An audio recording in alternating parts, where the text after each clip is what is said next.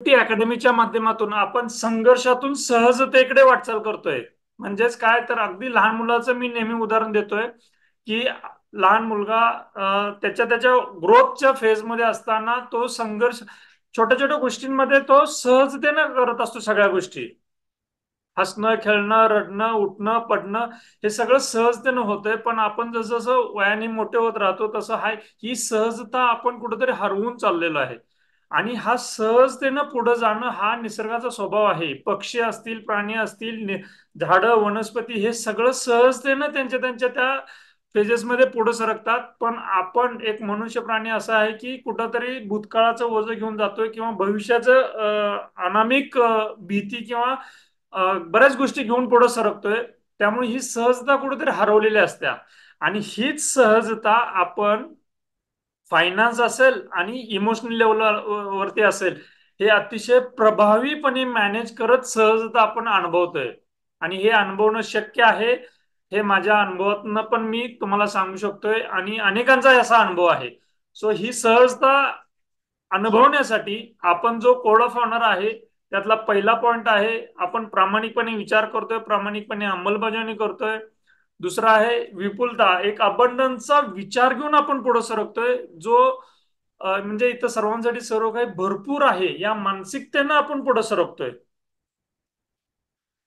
नंतर सहयोग आहे. इथं एकमेकांना आपण मदत करतो एकमेकाशी तुलना न करता एकमेकांना आपण कसं मदतीला येऊ या पद्धतीनं आपल्या कम्युनिटीमध्ये आपण एकमेकांना मदत करतोय. गती आहे म्हणजे जे समजलं ते स्पीडली इम्प्लिमेंट करायचा आपण प्रयत्न करतोय. नैतिकता आहे जे पेराल ते उगवेल या निसर्ग नियमांवरती आधारित आपली विचारसरणी आहे. आणि सातत्य आहे आपण जे पण काय करतोय हे सातत्यानं करत राहतोय. सो या मूल्यांवरती आपण वाटचाल करतोय. हा झाला आपला कोड ऑफ ऑनर. आणि हा फायनान्शियल फ्रीडमचा हा जर्नी आहे. मी नेहमी ह्या फ्रीडमची जर्नीची आठवण करून देत असतो तुम्हाला.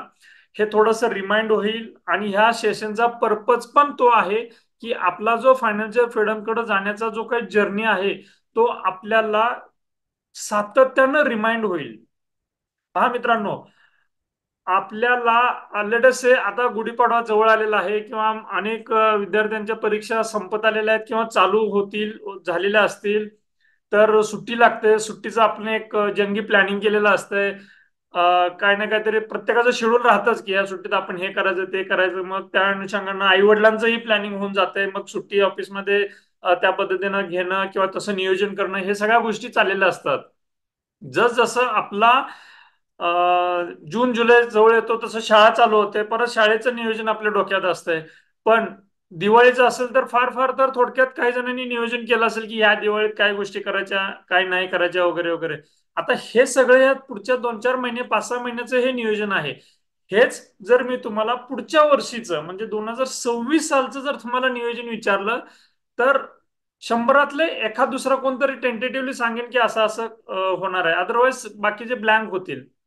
पुढे जाऊन मी जर 2027 सालचं तुम्हाला नियोजन विचारलं तर तुम्ही मला उलटा प्रश्न विचाराल की अरे असं कुठं असतंय का एवढ्या साध्या साध्या गोष्टीचं 2027चं आता काय नियोजन करणार आहे.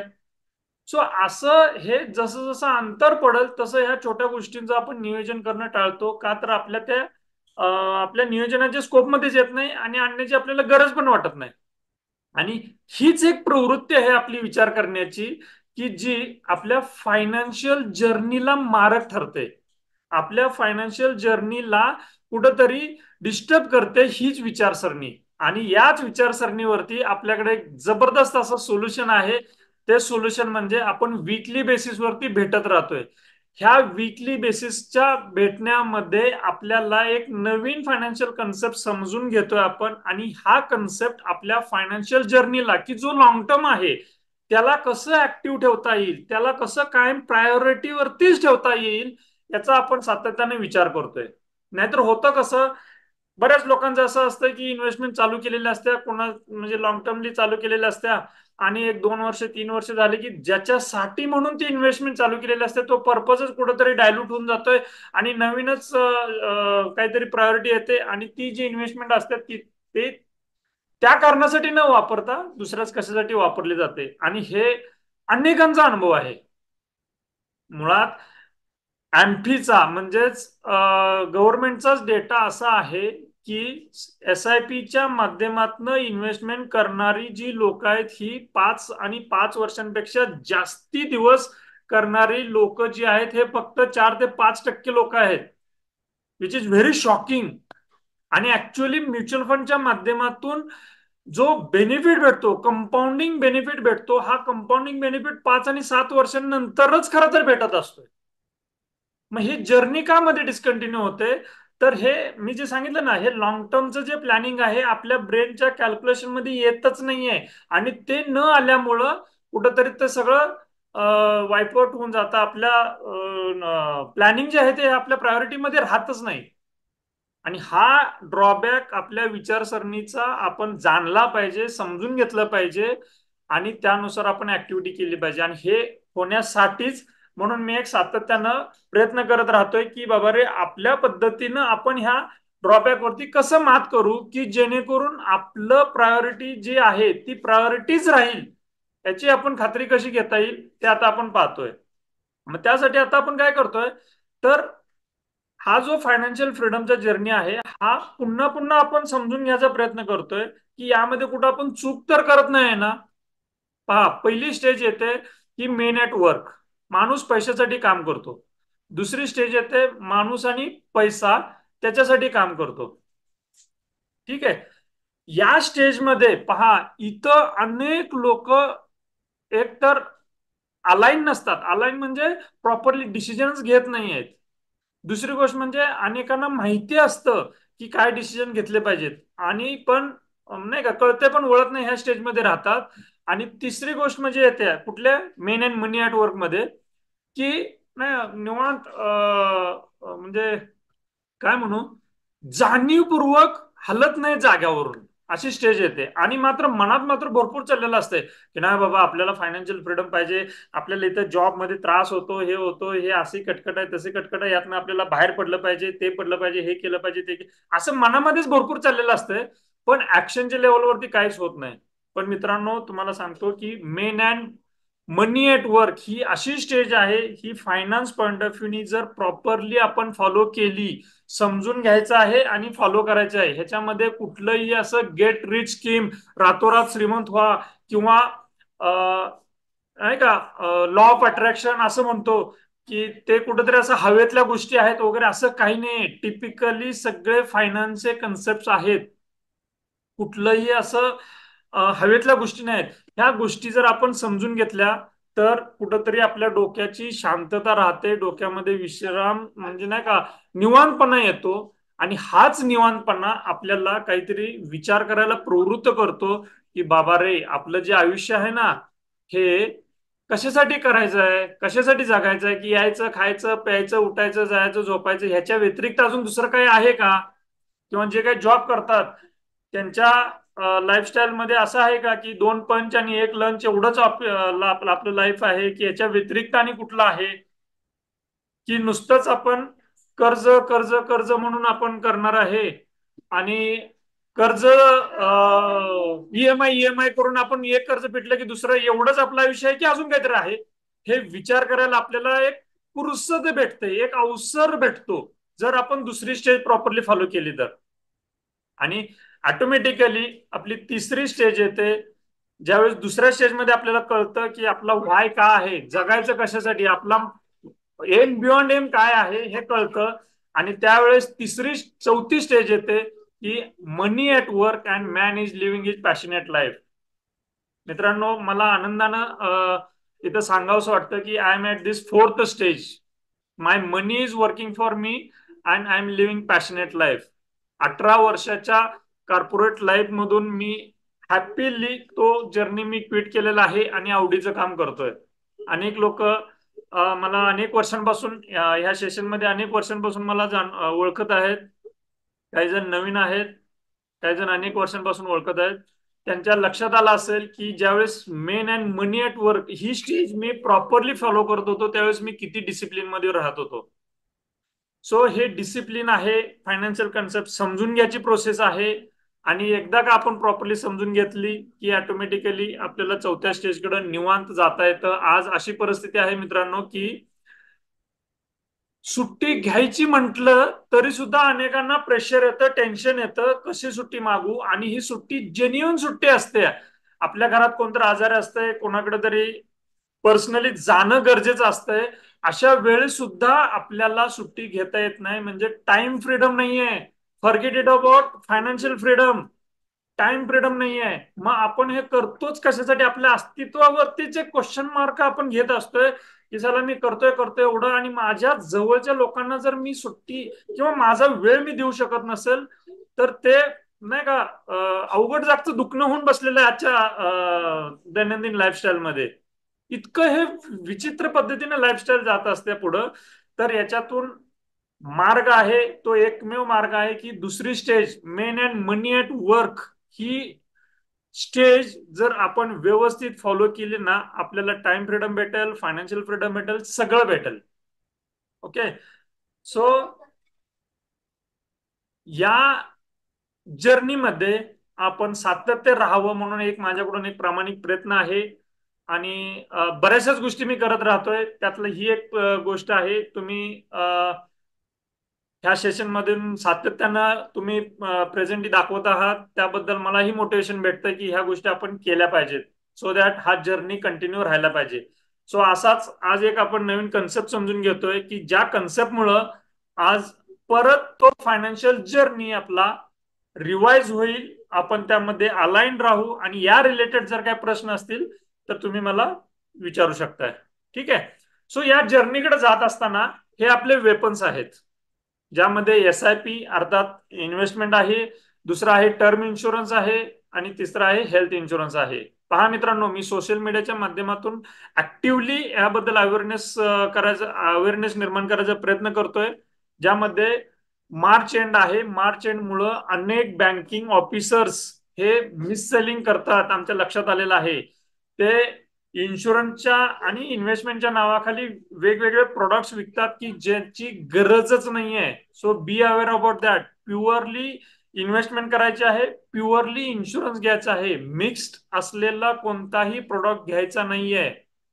आणि हे इन्शुरन्स हवेच आहे तरच जर्नी आपला चांगला होणार आहे. म्हणून मी याला वेपन्स म्हणतोय, weapons of the financial freedom. ठीक आहे. सो हे प्रत्येकाकडे असणं अत्यंत गरजेचं आहे, तरच आपला जर्नी चांगला होणार आहे. Yes. So for now today's concept foundation. पहा मी आता काय करतोय, आजचा कन्सेप्ट काय आहे. सो एक जर्नी आहे, हा जर्नी आहे. जसं आता एक कमेंट आली की या जर्नीकडे जायला आम्हाला या स्टेजला कधी घेऊन जाणार. येस. सो या प्रश्नाचं उत्तरच आज आपण पाहणार आहे की फायनान्शियल फ्रीडमकडं, टाइम फ्रीडमकडं पर्टिक्युलरली जात असताना आपण काय काय केलं पाहिजे. त्याची एक जर्नी आहे, त्याचा एक प्रवास आहे, ते थोडासा आपण रिवाइज करणार आहे.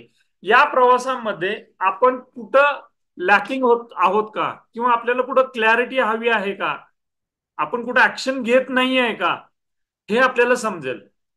आणि ज्याच्या त्याची जर्नी वेगवेगळी असते, ज्याच्या त्याच्या प्रमाणे त्यांनी त्यावरती ऍक्शन घेणं गरजेचं आहे. ठीक आहे. ओके. तुमचा छोटू एक्साइटेड झालेला आहे जरा. Let it be. नाव त्यातला पहिला पॉइंट आहे अंडरस्टँडिंग युअर फायनान्शियल गोल्स. पहा मी अनेकांना विथ एक्झाम्पल, ज्यावेळेस वन टू वन सेशन होतात, वन टू वन फायनान्शियल प्लॅनिंगचे सेशन्स होतात, त्यावेळेस मी अनेकांना पटवून देण्याचा प्रयत्न केलेला आहे की आपले जे काही फायनान्शियल डिसिजन्स असतात हे प्रायोरिटी ठरवणं गरजेचं आहे. आणि ही प्रायोरिटी ठरवताना कंपल्सरी आणि ऑप्शनल या दोन गोलमध्ये कुठलंही कन्फ्युजन ठेवायचं नाही आहे. कन्फ्युजन असेल तर आपला जर्नी हा स्ट्रगल आहे. त्यामध्ये कुठल्याही भविष्याची, कुठल्याही ज्योतिषाची गरज नाहीये सांगण्याची की जर कंपल्सरी गोलला आपण कंपल्सरी न मानता ऑप्शनल ठेवलं जातं आणि ऑप्शनल गोलला कंपल्सरी मानलं जातं. ही अनेक लोकांची चूक आहे. त्याच्यामुळे तो जो सगळा जर्नी आहे हा कन्फ्युजन आणि स्ट्रगलचाच राहतो. आता मी डिटेलमध्ये जात नाहीये की फायनान्शियल गोल्स प्रायोरिटी कंपल्सरी आणि ऑप्शनलला कसं जायचं, कोणकोणते आहेत ते, हे अगोदरच्या अनेक सेशनच्या माध्यमातून आपण रिव्हिजन केलेलं आहे. सो तुमचं जरी या कन्सेप्टला अनुसरून म्हणजे कोणते तुमच्या आयुष्यातले कंपल्सरी आहेत, कोणते ऑप्शन्स आहेत हे समजून घ्या. नसेल तर जे ऑलरेडी आपले अगोदरचे सेशन झालेले आहेत ते रेकॉर्डेड सेशन्स आहेत, ते तुम्ही या आपल्या प्लॅटफॉर्मवरील आहेत, ते ऍक्सेस भेटेल तुम्हाला. रेकॉर्डेड सेशन्स आहेत ते तुम्ही घेऊ शकताय आणि जेणेकरून ह्याच्याबद्दलची तुमची अंडरस्टँडिंग वाढवू शकताय. हे पहिली स्टेप आहे. दुसरी आहे identify short term long term financial goals. घर घेणं असेल, एज्युकेशन, रिटायरमेंट. आता ही दुसरी स्टेज येते याच्यामध्ये, ज्याच्यामुळे ते आपल्याला कंपल्सरी गोल कुठले आहेत आणि ऑप्शनल गोल कुठले आहेत. मग कंपल्सरी गोलला किती रुपये लागतात, किती लागत नाही आहेत, त्याच्यासाठी आपल्याला इन्व्हेस्टमेंट आज किती करावी लागते, याची आकड्यांमध्ये तुम्हाला क्लॅरिटी पाहिजे. तुमची तुमची आकड्यांमध्ये क्लॅरिटी पाहिजे. आणि आकडे बोलतात. म्हणजे आकडे जर समोर ठेवले आपल्या, तर आपलं ब्रेन ना लगेच ऍब्सॉर्ब करतं ते आकडे आणि त्या पद्धतीनं कामाला लागतं. अरे बाबा, तेवढी आपल्याला इन्व्हेस्टमेंट करायची आहे, मग आपण सेव्हिंग किती केलं पाहिजे, खर्च किती केला पाहिजे, किती पगार येतो आपला, मग पेमेंट कसं वाढेल वगैरे, हे कॅल्क्युलेटिव्ह पार्ट आपलं ब्रेन काम करायला लागतं. पण आकडेच जर माहित नसतील तर आपली इन्व्हेस्टमेंट ही वाढणार नाही आणि त्या पद्धतीने आपलं ते गोल पूर्ण होणार नाही. नंतर learn the importance of compounding and inflation. हे पण मी अनेक सेशनच्या माध्यमातून सांगण्याचा प्रयत्न करतोय की कंपाऊंडिंगचा जो बेनिफिट आहे ना, हा 5 आणि 7 वर्षांनंतरच खऱ्या अर्थानं दिसतो. लक्षात घ्या. 2-2.5 हजार रुपयांची SIP केलेल्याचं एक उदाहरण देतो तुम्हाला. आपल्याकडे एक इन्व्हेस्टर आहे, त्याची पण एक मजेशीर कहाणी आहे. ते असे आहे की मी नाही का अनेकांना मी सांगत असतो की SIP केली पाहिजे, इन्व्हेस्टमेंट केली पाहिजे. आणि माझ्या जवळच्या सगळ्या मित्रांनी केली. आणि असाच एक माझा मित्र होता, आहे आता आपल्या कम्युनिटीमध्ये आहे, इन्व्हेस्टमेंट करतोय. पण त्याची स्टोरी सांगतो, मुद्दाम म्हणून त्याचं नाव घेत नाही. He is my best friend. त्यानं काय केलं की सुरुवातीला इन्व्हेस्टमेंट केलीच नाही. मग भुजंग सांगतोय त्या व्यक्तीला, त्या व्यक्तीला, त्या व्यक्तीला, त्या प्रत्येक जण इन्व्हेस्टमेंट करत होते, ऍक्शन घेत होते. हा मात्र माझ्या सोबतच, आम्ही सोबतच राहत होतो, सोबतच सगळं ऑफिसमध्ये जाणं येणं होत होतं. ऍक्शन काय घेतच नव्हतं. 2 महिने, 3 महिने, 4 महिने, 6 महिने, 8-10 महिने गेले. नंतर त्याच्या डोक्यात आलं की यावर सगळीजण घेतात ऍक्शन आणि सगळे प्रत्येकाचा एक्सपिरियन्स शेअर करतात, सगळ्यांना ओके वाटतंय आणि भुजंगचं सगळे ऐकतात. भुजंग आपला माझा मित्रच आहे, चला आपण पण ऐकावं. बाकी आता त्याने डिसिजन कुठल्या पॉईंटवरती घेतला बघा, हा मजेशीर गोष्ट आहे. बाकी सगळे ऐकतात, मग मी काय ऐकत नाही, माझा पण हा मित्रच आहे ना, मग मी काय ऐकत नाही. मग कुठंतरी लाजत त्यानं तो डिसिजन घेतला आणि इन्व्हेस्टमेंट स्टार्ट केली. आज त्या गोष्टीला जवळपास 6-6.5 वर्ष होऊन गेले. त्याची जी इन्व्हेस्टमेंट आहे, अमाऊंट थोडीशीच आहे, त्याची इन्व्हेस्टमेंट सातत्य ठेवलंय त्यानं.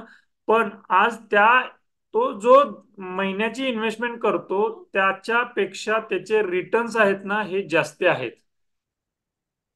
थोडक्यात असंही म्हणू शकतोय की आजच्या तारखेला त्याच्या घरी नाही का एक पगारदार व्यक्ती आहे की जो ऍडिशनली तो पगार घेऊन येतोय आणि घरात देतोय, अशी परिस्थिती आहे. बघा, त्याच्या घरात 3च मेंबर आहेत, ते दोघं हसबंड वाईफ आणि त्यांचा मुलगा. तर अजून एक चौथा व्यक्ती आहे की जो घरात तो पगार आणून देतोय. This is equivalent to that income. एवढा इन्कम ते इन्व्हेस्टमेंट आणून देते, वाढते ती इन्व्हेस्टमेंट. सो आपल्या घरात इमॅजिन करा, आपल्या घरात जर असं कोणतरी व्यक्ती आहे की ज्याच्याशी आपलं ब्लड रिलेशन नाही आहे, पण तो पैसे आणून देतोय, कसं वाटेल आपल्याला. सो तशी फिलिंग आहे. ऍडिशनल पैसे येत राहतात, भरपूर येतात. फक्त आपल्याला ते आयडेंटिफाय करता आले पाहिजेत गोल्स, आणि त्याप्रमाणे आपण कन्सिस्टंटली इन्व्हेस्टेड राहिलं पाहिजे. कंपाऊंडिंगचं कन्सेप्ट समजला पाहिजे. ठीक आहे. स्टार्ट बजेटिंग आणि एक्सपेन्स ट्रॅकिंग. ही पण एक याच्यासाठी मी स्वतः खर्च करून समजून घेतलेली जी एक एक्सेल शीट आहे, तुमच्या प्रत्येकाकडे ती एक्सेल शीट असायला पाहिजे. मी अगदी फ्रीली ते टूल शेअर करतोय तुम्हाला. बरेचसेच फायनान्समध्ये काम करणारे लोक आहेत, ते पेड देतात ते टूल, पण मी फ्रीली देतोय. तुमच्याकडे नसतील तर तुम्ही मला पर्सनली मेसेज करा. मी आपल्याकडली ही बजेटिंग आणि एक्सपेन्स ट्रॅकिंगची जी शीट आहे ती देईन, आणि ती कम्प्लिटली 8 ते 10 महिने तुम्ही ट्रॅकिंग केलं पाहिजे. अर्थात सातत्याने केलं तर काय हरकतच नाही, पण नवीन व्यक्तीने तरी 10-12 महिने, एक वर्षभर तरी ट्रॅकिंग केलं पाहिजे. कारण ट्रॅकिंग मध्ये पैशाला आपण लक्ष्मी देवता म्हणतो. लक्ष मी, देवताच स्वतः म्हणत असते की बाबा लक्ष मी, माझ्याकडे लक्ष द्या. आणि आपण तेच मात्र करत नाही, बाकी सगळं करत असतोय. ही कुठेतरी एक मोठी चूक होते. आणि ती त्या चुकीवरती ओव्हरकम करण्यासाठी ही ट्रॅकिंग करणं गरजेचं आहे. मग या ट्रॅकिंग मध्ये आपल्याला अनेक अशा छोट्या छोट्या चुका लक्षात येतील की ज्या चुकांवरती दुसऱ्याने सांगण्याची गरजच नाहीये, आपल्यालाच कळत राहील. सो इथं ही अत्यंत महत्वाची ट्रॅकिंगची शीट आहे. तुम्हाला जर भेटली नसेल तर तुम्ही नक्की मला पर्सनली पिंग करा, मी तुम्हाला ती शेअर करेन. ठीक आहे. पुढचा पॉइंट आहे investment basics and risk assessment. Learn about the different asset class. आता हा पण एक ना अतिशय महत्वाचा कन्सेप्ट तुम्हाला सांगतो. जर तुम्ही वेगवेगळे असेट क्लास नाही समजून घेतले तर काय होतं ते पहा. ठीक आहे. आपल्याकडेच एक इन्व्हेस्टर आहेत. साधारण त्यांनी जर्नी कधी चालू केली असेल, 2016-17 चालू केली असेल. ठीक आहे. 2016-17 अगदी कोविडचाही त्यांनी काळ प्रॉपरली इन्व्हेस्टमेंट कंटिन्यू ठेवली. 17, 18, 19, 20 4-5 वर्ष ठेवली, चांगली वेल्थ क्रिएट झाली. मग त्यांना कुठून काय सुचलं की बाबा रे, मग ती सगळी इन्व्हेस्टमेंट काढली आणि फ्लॅट खरेदी केला. सॉरी, खरेदी नाही केला. जागा होती तर तिथं बांधकाम वगैरे केलं त्यांनी. का? तर रिअल इस्टेटला भरपूर फायदा आहे किंवा काय, हे जे पहिलं जे जुनं त्यांचा माइंडसेट होता ना, त्या माइंडसेटच्या आधारेच एक चांगलं कमवणाऱ्या असेट मधील पैसे काढून त्यांनी रिअल इस्टेटमध्ये त्यांनी गुंतवले. मग त्यांना त्यावेळेस पण मी अपोज करत होतो की बाबा तुम्ही करू नका हा डिसिजन वगैरे काय नाही. तर त्यांनी केला. पर्टिक्युलरली जवळची व्यक्ती होती त्यामुळे मला त्यांनी डबल नाही विचारलं. परस्पर त्यांनी ऍपवरून ऍक्शन घेतली, रिडेम्पशन केलं, पैसे आले, बांधकाम चालू केलं वगैरे वगैरे वगैरे. At a certain point of time बांधकामाच्या अगदी गिलावा आणि कलरिंगच्या स्टेजला आलं ते बांधकाम. आणि त्यावेळेस थोडं फंडची नाही का कमतरता भासली म्हणून ते थोडंसं लटकलं. मग मधल्या काळात किती वर्ष गेले त्याला, 1-2 वर्षाचे गेले. 2021-22 नंतर परत तुम्हाला माहित आहे 23 आणि 24 मध्ये मार्केटने किती रिटर्न्स दिले. हा जर्नी पाहिल्यानंतर तोपर्यंत बांधकाम पण होत आलं होतं. परत चर्चा झाली, परत त्यांनी मला सांगितलं की आपला डिसिजन चुकला. ते जे पैसे तिथंच ठेवले होते ते अजून 2 वर्ष ठेवले असते तर त्यातले सगळे काढायच्या ऐवजी थोडे जरी काढले असते तर तेवढं ते बांधकाम झालं असतं. पण आपला डिसिजन चुकला. म्हणजे त्यांनी 2च वर्षात रिअलाइज केलं की बाबा आपल्याला इक्विटी असेट क्लासला हलक्यात नाही घेतलं पाहिजे. म्हणजे जो पहिला माइंडसेट होता, अरे रिअल इस्टेट म्हणजे समथिंग ग्रेट, रिअल इस्टेट म्हणजे नेहमी त्या जमिनीचे असतील किंवा फ्लॅटचे असतील, ह्याचे रेट नेहमी वाढतच राहतात, नेहमी त्याचे अप्रिशिएशनच होतं वगैरे वगैरे, हा जो माइंडसेट होता, हा माइंडसेट मधनं त्यांना एक मोठा धडा भेटला की तसं काही नाही आहे. प्रत्येक असेट क्लासचा एक त्याचा एक टाइम फ्रेम असतो, त्याचा एक म्हणजे इकॉनॉमीची सायकल राहते, त्याप्रमाणे ते असेट क्लास कमी किंवा जास्त प्रमाणात ते रिटर्न देत असतात. सो आत्ताचा जो काळ आहे म्हणजे साधारण 2020 पासून ते 2030 असेल किंवा फार फार तर 35 पर्यंत असेल. आपण असं म्हणूया की आज 2025 आहे, 35 पर्यंत पकडू किंवा 37-38 किंवा अगदीच जर हे झालं तर 40 पर्यंत पकडू. हे जे 10 ते 15 वर्ष आहेत, हा काळ मित्रांनो, आय रिपीट, हा आपल्या देशाच्या प्रगतीच्या दृष्टीने अतिशय मौल्यवान आणि सोन्याचा धूर निघणारा हा कालावधी आहे. या कालावधीत जर तुम्ही इक्विटी असेट क्लास मधून जर तुम्ही लांब राहत असाल किंवा औषध सारखं थोडं थोडंच इन्व्हेस्टमेंट करत असाल तर ही तुमच्या आयुष्यातील खूप मोठी चूक ठरू शकते. आजच्या सेशनचा एवढा जरी तुम्ही मेसेज पकडला तरी तुमची गाडी सुसाट धावेल. हा, अनेक लेवलवरती आपल्या देशाची प्रगती होत राहत्या. अनेक लेवलवरती म्हणजे असं कुठला सेक्टर नाहीये की जिथं आपल्या देशातलं ते सेक्टर आमूलाग्र बदल करून पुढे वाटचाल करत आहे. सगळ्या सेक्टरमध्ये आपल्या देशामध्ये मोठमोठ्या प्रमाणात बदल होत आहे. तोच एक कारण आहे की ज्यामध्ये आपल्या देशाची प्रगती जोरदार पद्धतीने होणार आहे. आणि यामुळंच तुम्ही इक्विटी असेट क्लासला हलक्यात घेऊ नका. कुठंतरी थोडं थोडं म्हणून करतोय म्हणून अशी इन्व्हेस्टमेंट करू नका. मजबूत इन्व्हेस्टमेंट करा. पैसाच पैसा बनणार आहे. Understand the how mutual fund works. SIP असेल, ज्यावेळेस मार्केट डाऊन होतं त्यावेळेस युनिट कॅप्चर केले पाहिजेत. लमसमच्या माध्यमातून आपण सातत्याने इन्व्हेस्टमेंट राहिलं पाहिजे. पहा मित्रांनो, इथं ना मी जस्ट एक गोष्ट आठवली. मी अनेक वेळा मी सोशल मीडियामध्ये पण मी शेअर केलेली आहे. वॉरेन बफेट ना, त्यांना विचारलं गेलं की बाबा रे, तुमच्या श्रीमंतीचं रहस्य काय आहे. 1950 ते 1970, म्हणजे दुसरं महायुद्ध संपल्यानंतर ते 1970 पर्यंत ह्या 20 वर्षांमध्ये जी अमेरिकेची प्रगती झाली, त्या 20 वर्षांमध्येच माझ्या श्रीमंतीचं रहस्य आहे. म्हणजे त्यांनी काय सांगितलं, तर त्या 20 वर्षांमध्ये अमेरिकेनं ज्या पद्धतीनं ग्रोथ केली, त्या ग्रोथच्या भागीदारीमध्ये, म्हणजे त्या ग्रोथच्या जर्नीमध्ये त्यांनी भागीदारी बनवली होती. म्हणजे वेगवेगळ्या कंपनीमध्ये वेगवेगळ्या सेक्टरमध्ये त्यांची इन्व्हेस्टमेंट होती आणि त्यामुळंच त्यांची मोठ्या प्रमाणात वेल्थ क्रिएट झाली. असं प्रांजळपणे त्यांनी हे क्रेडिट ह्या देशाच्या जर्नीला दिलेलं आहे. आणि सेम सिच्युएशन आज आपल्या देशामध्ये आपल्या समोर ती एक अपॉर्च्युनिटी आहे. इथून 15 ते 20 वर्ष अशा पद्धतीने आपल्या देशामध्ये सुधारणा होणार आहेत की आपल्याला खऱ्या अर्थानं पैसेच पैसे बनणार आहेत.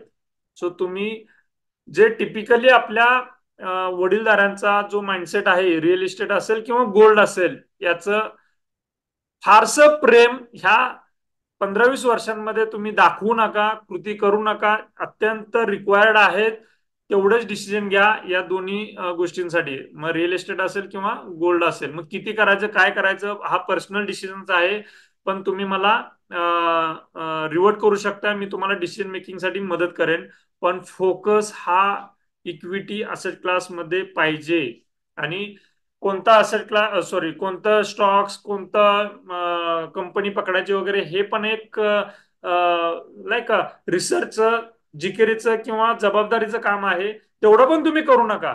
सिम्पली म्युच्युअल फंडच्या माध्यमातून इन्व्हेस्टमेंट करा. जसं मॉलमध्ये गेल्यानंतर ते एस्केलेटर्स असतात ना, सेकंड फ्लोअर थर्ड फ्लोअरला जायला किंवा वरून खाली यायला वगैरे, आपल्याला आपलं काम काय आहे की फक्त बसायचं असतं त्याच्यामध्ये किंवा उभं राहायचं असतंय. ऑटोमॅटिकली वर किंवा आपण खाली जात असतो. अगदी तशीच वेळ आहे आपल्या समोर. आपल्याला फक्त इन्व्हेस्टेड राहायचं आहे. ऑटोमॅटिकली आपली जर्नी ही जाणार आहे. यामध्ये अनेक जण, अर्थात पुढचा पॉईंट येतोच आहे तो, पण आता विषय निघाला म्हणून सांगतो. अनेक जण ऍडिशनल इन्कम साठी, मग ते स्टॉक ब्रोकिंग असेल, सॉरी, स्टॉक ट्रेडिंग असेल, F&O असेल आणि काय असेल वगैरे, हे स्वतःहून करायचा प्रयत्न करतात. काही जणांचा थॉट प्रोसेस असा पण असतो की बाबा रे, मला म्युच्युअल फंड एवढं देतं, मग त्याच्यापेक्षा मी का स्टॉक्स मध्ये जाऊ नये वगैरे, या पद्धतीने ते स्वतः रिसर्च करून अभ्यास करून करायचा प्रयत्न करतात. पण हा 15-20-30 वर्षाचा जर्नी आहे. यामध्ये सातत्य ठेवायला लागतं. आपलं स्वतःचं लाईफ पण जगायचं असतंय, मुलं बाळांकडे लक्ष द्यायचं असतंय, फॅमिलीकडे लक्ष द्यायचं असतंय. आपल्याला जिथं कुठं आपण ऍक्टिव्हली काम करतो, आपलं ऑफिसचं काम असेल, नोकरी असेल, ह्या सगळीकडे आपल्याला फोकस ठेवायचा असतोय. तुम्ही कुठं कुठं म्हणून ऍक्टिव्हली फोकस करणार आहात. सो डेलिगेट करा. श्रीमंत लोक टास्क डेलिगेट करायला अतिशय प्रॉम्प्ट असतात. अतिशय त्यामध्ये ते चांगल्या पद्धतीनं ते चांगल्या माणसाला हेरतात आणि त्याकडे जबाबदारी देतात. अगदी तसंच आपण केलं पाहिजे. सगळ्याच गोष्टी आपल्याला करायच्या आहेत, आपण स्वतः करायच्या म्हणून जर आपण करत असू तर आपण कुठंच पोहोचणार नाही. सो तशा काही चुका करू नका. Hand over your funds to mutual fund manager. तो तिथं ऍक्टिव्हली परफॉर्म करतोय आणि त्यालाही त्याचा जॉब टिकवायचा आहे, त्याच्या कंपनीचं नाव टिकवायचं आहे. त्यामुळे तोही कॉम्पिटंटली काम करणार आहे. त्यामुळं स्वतः म्हणून करण्याची काही गरज नाही. स्वतः जगता आलं पाहिजे. स्वतःचा का, आपल्या आयुष्यात नेमकं काय पाहिजे हे सर्च करता आलं पाहिजे. ह्यासाठी तुम्ही वेळ घालवा. ओके, हे झालं फाउंडेशन. दुसरा पॉइंट आहे इम्प्लिमेंटेशन. ठीक आहे. त्यामध्ये डिसिप्लिन मध्ये राहणं अत्यंत गरजेचं आहे. सो काय काय याच्यामध्ये पॉइंट्स येतात. Creating your first mutual fund portfolio. एक टिपिकली एक स्वतःचा बेंचमार्क ठरवायचाच. त्याचे फायदे तुम्हाला सांगतो. अर्थात हे फायदे सांगत असताना मी माझेच फायदे सांगतोय तुम्हाला, सॉरी, मी एक्सपिरियन्स केलेलेच फायदे सांगतोय तुम्हाला. एक असा मजबूत पोर्टफोलिओ जर तुम्ही बनवला तर तो पोर्टफोलिओ चे आकडे आहेत, ते आकडे एवढे स्ट्रॉंग असतात की तुम्हाला तुमच्या कामाच्या ठिकाणी काही गोष्टी जरी तुम्हाला पटत नसतील तर तिथं नाही म्हणायची हिंमत देतं ते. तो जो पोर्टफोलिओ आहे ना, कामाच्या ठिकाणी नाही म्हणायची हिंमत प्राप्त करून देतं. आणि ज्या वेळेस तुम्ही कामाच्या ठिकाणी तुम्हाला पटत नसलेल्या गोष्टी नाही म्हणता, त्याच वेळेस खरी तिथं तुमची प्रगती होत असते. कामाच्या ठिकाणी कसं होतं पहा, काय गोष्टी तुम्ही नाही म्हणता, तर ज्यावेळेस तुम्ही जबाबदारीने नाही म्हणता त्यावेळेस तुम्ही कुठल्या तरी कामाचं स्वरूप असेल, अनेक जबाबदाऱ्या तुम्ही ठामपणे हो पण म्हणत असता, त्याची दुसरी बाजू. मग ज्या तुम्ही सॉरी, ज्या तुम्ही हो म्हणता ना, त्या इतक्या प्रभावीपणे तुम्ही काम करत असताय की त्यामुळेच तुमच्याकडे अजून अपॉर्च्युनिटी येतात, तुमचं प्रमोशन होतं, तुमचे इन्क्रीमेंट होते, आणि मोस्ट इम्पॉर्टंटली तुमचा कॉन्फिडन्स पण तिथे टिकून राहतो. इतके सगळे फायदे तो पोर्टफोलिओ तुम्हाला देत असतोय, की जो तुमचा आकडा आहे पोर्टफोलिओचा मजबूत, तो रिफ्लेक्ट होत असतो तुमच्या कॉन्फिडन्स मध्ये. सो तसं तुमचा एक बेंचमार्क ठरवा, त्या आधारे तुम्ही पुढच्या गोष्टी सहज करायला सुरुवात कराल. बाकी मग छोट्या छोट्या डिसिप्लिनच्याच गोष्टी आहेत की सातत्याने इन्व्हेस्टमेंट करा. इमर्जन्सी फंड नसेल तर इमर्जन्सी फंड निर्माण करा. त्यामध्ये सातत्यानं तो तसा इमर्जन्सी फंड म्हणूनच तो राहू दे. अनेकांचे इमर्जन्सी फंड नाही आहेत, करत नाही आहेत, पैसे एकदम आल्यानंतर करू म्हणून पुढे ढकलतात. तर त्यांना माझे सांगणं आहे की लिक्विड फंड मध्ये तुम्ही SIP चालू करा आणि सोडून द्या ते. अगदी थोड्या अमाऊंट मध्ये करा, 500, 1000, 2000 SIP चालू करा लिक्विड फंड मध्ये. ते थोडं थोडं थोडं थोडं बाजूला पडत राहतील आणि तोच तुमचा इमर्जन्सी फंड पण कालांतराने बनत राहील. एकदम सोपा पर्याय सांगतो तुम्हाला. पण इमर्जन्सी फंड हा पाहिजे, तो पण तुम्हाला कॉन्फिडन्स देऊन जाईल मोठा. पुढचं आहे tax planning and efficient investing. आता हे अनेक जण टॅक्स प्लॅनिंग करतात, चांगली गोष्ट आहे. आता तरी गव्हर्नमेंटने टॅक्स स्लॅब पण वाढवलेला आहे, त्यामुळे त्याच्यावरती पण आपल्याला काही जास्ती एफर्ट्स घेणं, प्लॅनिंग करण्याची गरज नाहीये. पण ज्यावेळेस विड्रॉल वगैरे होतं त्यावेळेस तुम्ही नक्की हे टॅक्सेशनचा विचार केला पाहिजे. डायरेक्टली तुम्ही रिडम्पशन स्वतःहून करू नका, ऍडवायझरला विचारा, टॅक्स किती लागतो, किती नाही लागणार वगैरे, ह्या सगळ्या गोष्टीचा विचार करा आणि मग तुम्ही तो निर्णय घ्या. तुमच्या पर्टिक्युलरली जे ऍक्टिव्ह इन्कम येतं त्या इन्कमचा आणि या इन्व्हेस्टमेंटवरील टॅक्सेशनचा, हे दोन्ही वेगवेगळं आहे, इथे हे लक्षात घेतलं पाहिजे. की तुमचा ऍक्टिव्ह इन्कम वरील जो टॅक्स स्लॅब आहे, जिथं तुम्ही कुठल्या टॅक्स स्लॅब मध्ये येतात, किती टॅक्स देतात, किती लागतो तुम्हाला वगैरे, हा टॉपिकच वेगळा आहे. एक साधं उदाहरण सांगतो, तुमच्या लक्षात येईल.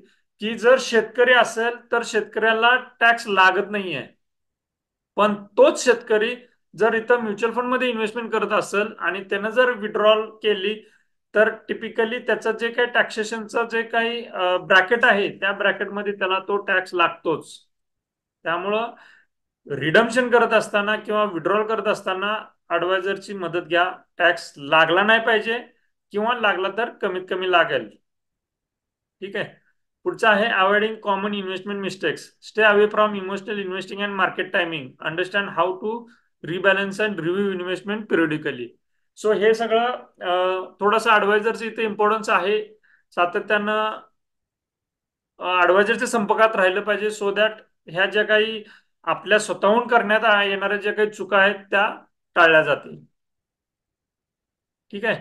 तिसरी महत्वाची स्टेज येते की जी आहे ग्रोथची. सो ग्रोथ, वेल्थ ऍक्सिलेटर, म्हणजे आपली आता एका बाजूला तुम्ही इन्व्हेस्टमेंट करतायत, एका बाजूला तुम्ही इन्व्हेस्टमेंट, इन्शुरन्स वगैरे सगळं प्रॉपरली चालू आहे, काम पण जिथं कुठे जॉब करतात, इन्कम करतात ते पण चालू आहे. आता आपल्याला नेक्स्ट लेवलला जायचंय. सो काय केलं पाहिजे यामध्ये पहा, learn about multiple source of income. आता जे आपण काम करतोय त्या व्यतिरिक्त अजून आपल्याला इन्कम सोर्स कुठून भेटतील का, याचा विचार केला पाहिजे. मग हे करण्यासाठी आपल्या वेळेचा वापर करता आला पाहिजे. कुठून कुठून पॅसिव्ह इन्कम येईल, या सगळ्या गोष्टीचा विचार केला पाहिजे. अनेक लोकांच्या बाबतीत काय होतं की ऑफिसमधून येताना एकतर बस असते किंवा जे ट्रान्सपोर्टेशन असतं त्यामध्ये भरपूर वेळ भेटतो त्यांना. आणि या मोबाईलमध्ये ना त्यांचा एवढा वेळ घालवतात ते, मग रील्सवर रील्स, नंतर वेब सिरीज वरती वेब सिरीज वगैरे पाहत राहतात. सगळे त्या वेब सिरीजचे किंवा त्या अनेक रीलचे किंवा ह्या न्यूजचे अनेक अपडेट ते घेत राहतात. आणि मल्टिपल सोर्स इन्कम करण्यास ते कमी पडतात. सो टाइम मॅनेजमेंट ही प्रॉपरली झालं पाहिजे, आपल्याला ऍडिशनल इन्कम यायला पाहिजे. आणि वेळेचा वापर करून उत्पन्न घेता येतं, मी माझ्या अनुभवातनं सांगतोय. ज्यावेळेस इन्व्हेस्टमेंट जर्नी स्टार्ट केला त्यानंतर माझ्या हा पॉईंट लक्षात आल्यामुळे मी मॅगझिन्स चालू केले. माझं रायटिंगचं स्किल होतं, ते रायटिंग स्किल मी डेव्हलप केलं.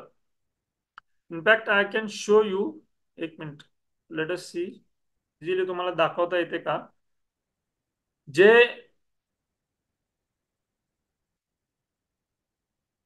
टाइम मॅनेजमेंट केलं ना तर आपल्याला मल्टिपल सोर्स ऑफ इन्कम करता येतं. आणि ते केलं तरच खऱ्या अर्थानं आपला गेम चेंज होतो. ओके. येस.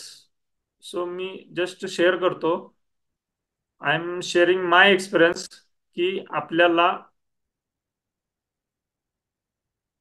बघा, मी काय केलंय, गुगल वरती गेलोय आणि वेबसाईट ओपन केल्या भुजंगराव शेळके.com.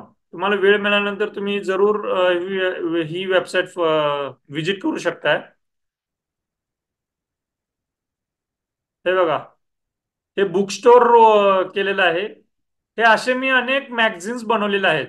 ऑलवेज विनरचे असे 8 ते 9 मी मॅगझिन्स बनवलेले आहेत. ऑफिस करत करत ऑफिसला जात येत वगैरे. एक बुक लिहिलेलं आहे वेद स्वचा. आपल्या आयुष्यात प्रत्येकाला काहीतरी वेगळं करावंसं वाटतं, पण हे काहीतरी वेगळं म्हणजे नेमकं काय, हे बुक तुम्ही जरूर वाचा. अनेक गोष्टी त्यामध्ये सांगण्याचा प्रयत्न केलेला आहे. हे ऑलवेज विनरचे असे हे मॅगझिन्स आहेत. हे फायनान्शियल डायजेस्ट आहे. अनेक फायनान्शियल कन्सेप्ट यामध्ये मेन्शन करण्याचा प्रयत्न केलेला आहे. सो असे प्रोडक्ट्स मी बनवले. ऑफिस करत करत, संध्याकाळच्या वेळेचा वापर करत करत, सॅटर्डे संडे मिळतोय त्याचा वापर करत करत. पुढची गोष्ट मी काय केली, ऑफिस करत करत, की अशा मी कार्यशाळा घेतल्या. हे बघा, हे 2021चे असे कार्यशाळा आहेत वगैरे. अनेकांना माझ्याकडे जे स्किल्स होतं त्या स्किलचा वापर करून मी त्यांना ते कन्सेप्ट मी शेअर करत होतो आणि त्याच्यासाठी मला पैसे भेटत होते. सो पैसे भेटणं हा जर्नीचा पार्ट होता, पण मला समाधान ही कित्येक पटीत मला भेटत होतं. So writing. पुढची गोष्ट आहे, युट्यूब चालू केलेलं आहे. युट्यूब वरती व्हिडिओ अपलोड केल्या. अनेक कन्सेप्ट मला ज्या माहित होत्या त्या मी शेअर केल्या. ज्यामुळं काय झालं की अनेकांपर्यंत मला पोहोचता आलं. अनेकांनी माझ्याकडे अप्रोच केले, कन्सल्टेशनसाठी, काउन्सिलिंगसाठी माझ्याकडे अप्रोच केले, ज्याच्यातून मला 2 पैशांचं उत्पन्न निर्माण झालं. सो हे सांगण्याचं कारण काय आहे, तर तुम्ही वेळ अतिशय प्रभावीपणे वापरला पाहिजे, जेणेकरून आपल्याला पॅसिव्हली मल्टिपल सोर्स इन्कम निर्माण करता येईल. ठीक आहे. पुढचा पॉईंट तुम्हाला सांगतो, generating legacy. Yes. So growth करत असताना याच्यामध्ये सगळ्यात महत्वाचं आहे, आता मी जे काय काय केलं हे सांगितलं, हे सगळं हे लिगसी आहे. म्हणजे मी असलो नसलं तरी हे जे काम केलेलं आहे हे राहणारच आहे कायमस्वरूपी. सगळ्यात इम्पॉर्टंट आहे. म्हणजे आपण कधीतरी, म्हणजे कुठून तरी आलोय आणि कधीतरी जाणारच आहे मित्रांनो. असं नाही की आपण वर्षानुवर्ष, हजारो वर्ष इथेच राहणार आहे. कधी ना कधी तर जाणारच आहे. सो आपलं काम हे अशा पद्धतीनं व्हायला पाहिजे की आपली लिगसी, म्हणजे जाता जाता आपल्या फुटप्रिंट्स, पाऊल पुन्हा इथं आपण ठेवून जायचं आहे. सो त्यासाठी अतिशय टाइम मॅनेजमेंट हे अतिशय परिणामकारक वापरलं तर ते कुठंतरी शक्य आहे. आणि चौथा पॉइंट आहे फ्रीडम. हा हा कन्सेप्ट मी आता जे सांगणार आहे ना, हा जर समजला ना तर तुम्ही अतिशय काटेकोरपणे तुम्ही फायनान्शियल चे डिसिजन्स घ्याल. गायडन्ससाठी ऍडवायझरला विचाराल. अतिशय सिरियसली तुम्ही डिसिजन घेत राहाल. काय आहेत पहा, understand the unique role. Unique role म्हणजे आपण साधी माणसं आहेत तर बा, देशभरातली किंवा जगातली अनेक मोठ्या लोकांचं मी अनेक बायोग्राफी वाचलेल्या आहेत, जो त्याचा आधार घेऊन सांगतो. अनेक लोक सुरुवातीला साधीच होती आणि त्यांच्या कार्यकर्तृत्वामुळे ती मोठी झालेली आहे. अनेक लोक आहेत अशी. सो ह्यांना त्यांच्या आयुष्यामध्ये काही ना काहीतरी असं स्ट्राईक झालं, काही ना काहीतरी असं त्यांच्या डोक्यामध्ये विचार आला आणि त्या एकाच विचाराला त्यांनी पकडून सातत्यानं त्यांच्या आयुष्याची वाटचाल केली, ज्याच्यामुळे त्यांनी मोठं कार्यकर्तृत्व निर्माण केलं. सो असं काहीतरी मोठं करायचं असेल तर स्वतःचा युनिक रोल म्हणजे आपल्या अस्तित्वाबद्दल, आपल्याबद्दल अनेक गोष्टी आपल्याला माहीत पाहिजेत, की जेणेकरून आपला या सोसायटीमध्ये, या समाजामध्ये, या देशासाठी काहीतरी कॉन्ट्रीब्युट करण्याचं काही काम करू शकतोय का आपण, आणि करायचं असेल तर काय करू शकतोय, याच्याबद्दलची विचारांची स्पष्टता पाहिजे. आणि मित्रांनो, तशी स्पष्टता असेल तरच खऱ्या अर्थानं फायनान्शियल फ्रीडमची स्टेज येते. अनेक लोकांचा असा समज आहे की बाबा रे, आपल्याकडे सर्टन कार्पोस निर्माण झाला तर फायनान्शियल फ्रीडम येईल, असं नाही आहे.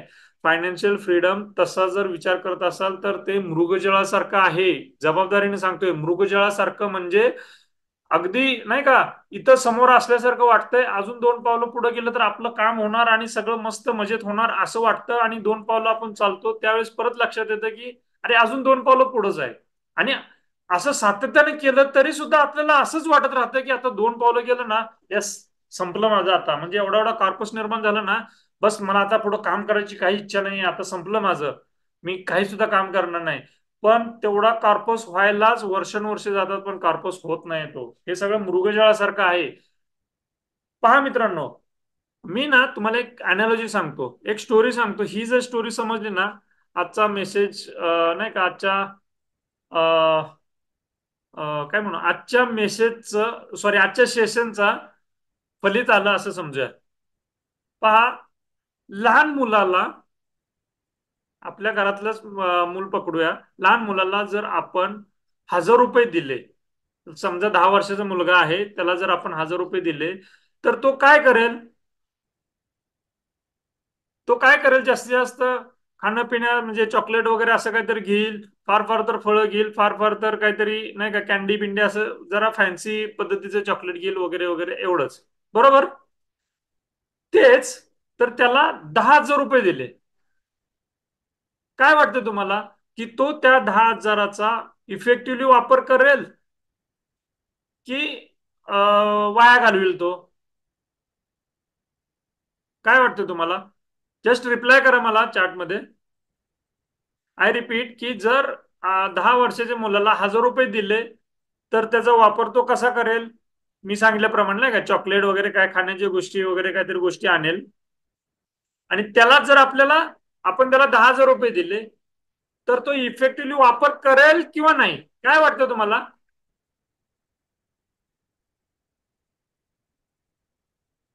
येस, रिप्लाय करत राहा.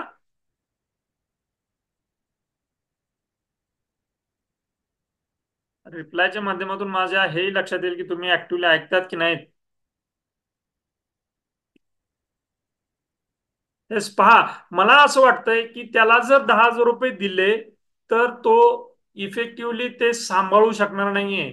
एकतर तो अनावश्यक गोष्टी खर्च करेल, वाया घालवेल, आणि नाही का, ज्या चुकीच्या सवयी आहेत त्या चुकीच्या सवयी त्याला लागू शकतात. बरोबर. त्याला प्लॅनिंगच करणार नाहीये. Yes, correct. की आपण खर्च कसा करायचा, काय करायचं. एक्झॅक्टली तीच गोष्ट आपल्या बाबतीत होते.